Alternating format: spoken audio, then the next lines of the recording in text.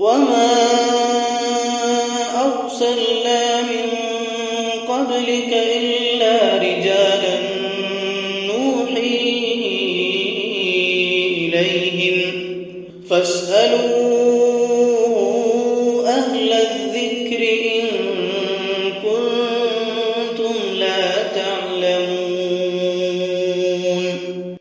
ناظرین، اب ہم اگلا سوال لینے جا رہے ہیں۔ سوال شیخ یہ کیا جا رہا ہے کہ ہمارے معاشرے کے اندر کچھ خواتین، کچھ لوگ ایسے بھی ہیں جو مارکیٹ میں آنے والے نئے نئے ڈیزائن کی تلاش میں ہوتے ہیں، نئے نئے ورائٹیز کی تلاش میں ہوتے ہیں۔ تو ان لوگوں کی نفسیات کو رکھتے ہوئے لوگوں نے مجلات پرنٹ کرنا شروع کر دیا ہے، جس میں مکمل عورتوں کی تصویریں ہوتی ہیں اور عورتوں کو مختلف رنگ برنگ لباس اس میں پہنایا جاتا ہے اور الگ الگ ڈیزائن کے ساتھ اس کو تصاویر بتائی جاتی ہیں۔ تو لوگ ایسے مجلات کو خریدتے ہیں اور دیکھتے ہیں کہ ایک نیا ڈیزائن کیا چل رہا ہے، نیا فیشن کیا چل رہا ہے، اور اس کو خریدتے بھی ہیں۔ اس مجلے کو مرد حضرات بھی دیکھتے ہیں، عورتیں بھی دیکھتے ہیں، اور گھر میں بڑی حفاظت کو رکھا بھی جاتا ہے۔ تو اس طرح کے مجلے خریدنا، میگزینز خریدنا، نئے فیشن کی تلاش میں رہنا، نئے ڈیزائن کی تلاش میں رہنا، یہ کہاں تک درست ہے؟ یہ سوال کیا جا رہا ہے۔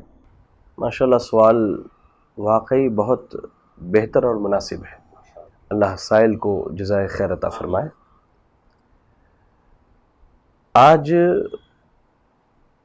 فیشن کے نام پر مسلم معاشرے میں بے حیائی بہت عام ہو چکی ہے، اور جن ذرائع اور وسائل سے بے حیائی عام ہوئی ہے، ان ذرائع اور وسائل میں ان مجلات، میگزینز اور رسائل کا بہت بڑا دخل ہے۔ پرنٹ میڈیا کا ہم کہہ لیں۔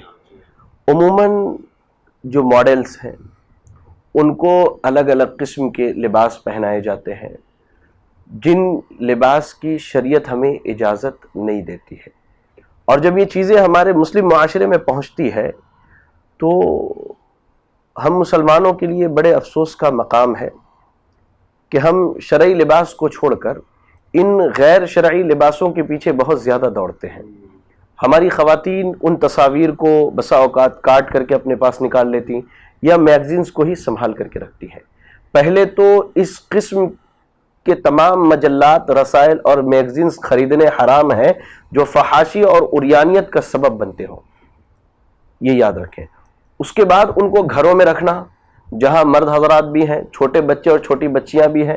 کبھی کسی نے وہ میگزینز کھولیں اور وہ آدھی ننگی تصویریں بچے بھی دیکھتے ہیں، چھوٹی بچیاں بھی اور مرد حضرات بھی دیکھتے ہیں، جو سب کے لیے حرام ہے دیکھنا۔ اوپر سے سب سے اہم بات کہ اللہ کے نبی صلی اللہ علیہ وسلم ارشاد فرماتے ہیں لا تدخل الملائکۃ بیتا فیہ سورۃ، صحیح بخاری صحیح مسلم کی روایت ہے کہ جن گھروں میں تصاویر ہوتی ہیں وہاں فرشتے نہیں آتے۔ سبحان اللہ۔ آج دیکھیے مسلم معاشرے کی اکثریت ہمارے پاس پریشانی کی شکایت لے کے آتی ہیں کہ شیخ کما تو بہت رہے ہیں لیکن برکت نہیں ہو رہی ہے، گھر میں عجیب ایک منحوسیت کا ماحول محسوس ہوتا ہے، تو سکون نہیں ہے۔ تو یہ ہمارے اپنے ہاتھوں کا کیا دھرا ہے۔ اللہ نے قرآن میں اصول بیان کر دیا، ظہر الفساد فی البر والبحر بما کسبت ایدی الناس، کہ یہ فساد جو ہے وہ ہمارے ہاتھوں کا کیا دھرا ہے۔ تو یہ میگزینز، یہ رسائل، یہ جرائد ایک ذریعہ ہے گھر میں بے حیائی کو داخل کرنے کا اور فرشتوں کے داخلے کو روکنے کا۔ اللہ اکبر۔ وہ فرشتے کبھی اللہ کی رحمت لے کر کے آتے، وہ فرشتے کبھی اللہ کی طرف سے خوشخبری لے کر کے آتے، بہت وجوہات ہیں ان کے آنے کے، شریعت نے بیان کیے ہیں۔ اور میں آپ کو بتاتا چلوں کہ مسند اسحاق بن راہویہ میں ایک روایت ملتی ہے۔ ام المومنین عائشہ صدیقہ رضی اللہ عنہا کہتی ہیں کہ میرے گھر میں ایک تکیہ تھا جس میں تصویر بنی ہوئی تھی۔ اللہ کے نبی صلی اللہ علیہ وسلم جب دروازے پر آئے تو آپ کی نگاہ اس پر پڑی، آپ دروازے کے باہر ٹھہر گئے، اور اس چیز کی گھر میں موجودگی کی کراہیت آپ کے چہرے کے رنگ بدلنے سے محسوس کیا گیا۔ اللہ اکبر۔ تو اللہ کے نبی صلی اللہ علیہ وسلم نے بھی اس چیز کو پسند نہیں کیا ہے۔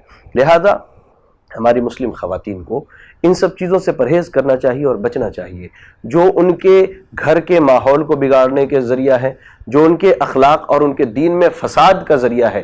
کیونکہ گھر کا ماحول اگر بگڑا ایک الگ مسئلہ ہے، لیکن ذاتی طور پر اگر آپ کا دین اور آپ کے اخلاق بگڑ گئے تو قیامت کے دن تو بہت بڑی مسئولیت ہے آپ کے اوپر۔ لہذا اس سے بچنا چاہیے۔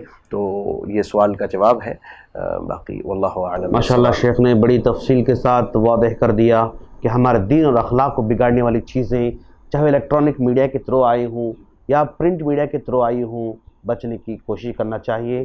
ہم دعا کرتے ہیں باری تعالیٰ سے کہ ہم تمام کو شریعت کی باریک باریک چیزوں کو سمجھ کر اس پر عمل کی توفیق عطا فرمائیں، آمین۔ السلام علیکم ورحمۃ اللہ وبرکاتہ۔